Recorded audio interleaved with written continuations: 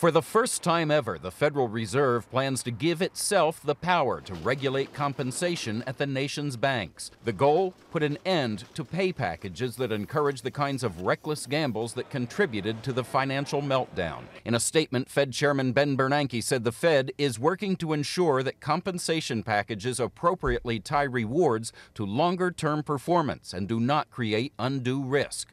The proposed rules would apply not just to top executives, but to any employee who could expose a bank to big risk, including some traders and loan officers. The plan divides banks into two categories. The nation's 28 largest would have to present their compensation plans for review. If the Fed finds a plan encourages too much risk, it could order changes. The nation's nearly 6,000 smaller banks would not have to submit their pay plans, but the Fed would conduct regular reviews.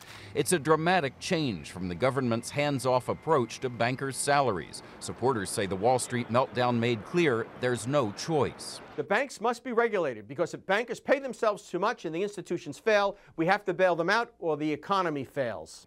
Even some in the banking industry support the plan, grateful it doesn't go as far as they had feared. The Federal Reserve does not propose setting pay caps for particular employees. We think that's the right approach. But the government's so-called pay czar today said pay caps are necessary for top executives at the 7 companies that received the biggest federal bailouts.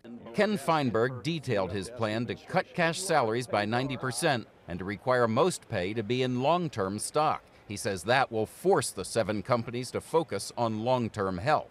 The importance of that bottom line is that there will be funds available in a profitable company to repay the United States taxpayer.